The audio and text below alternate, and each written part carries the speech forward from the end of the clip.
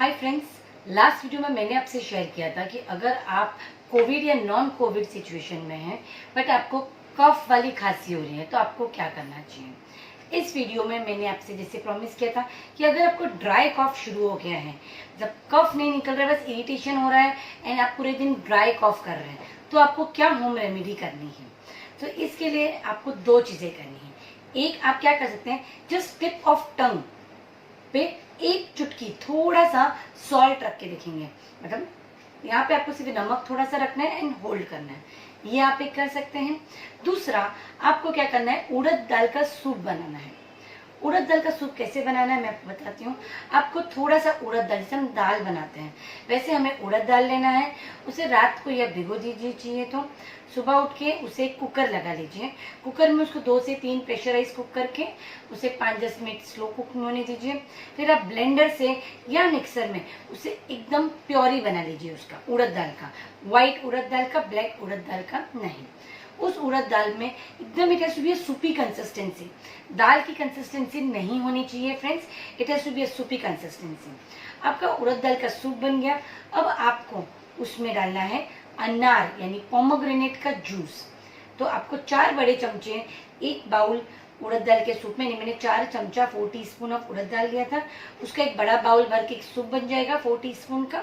उसमें मुझे 4 बड़े चमचे यानी 4 टेबल स्पून आपको उसमें अनार का रस ऐड करना है।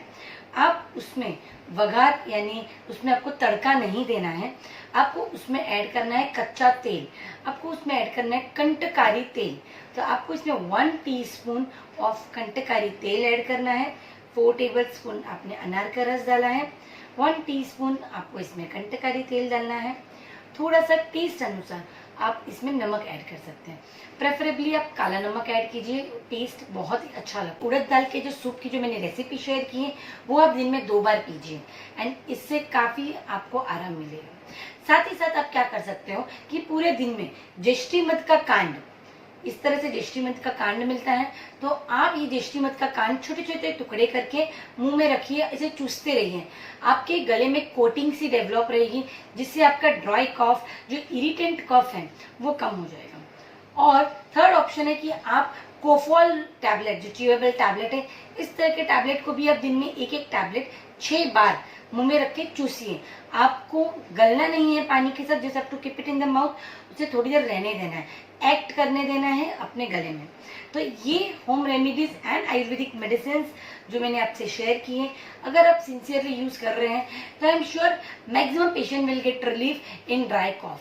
एंड अगर नहीं तो आप आपके डॉक्टर्स को प्लीज कंसल्ट कीजिए so that they can advise you a good cough suppressant if required. I hope this video was useful to you.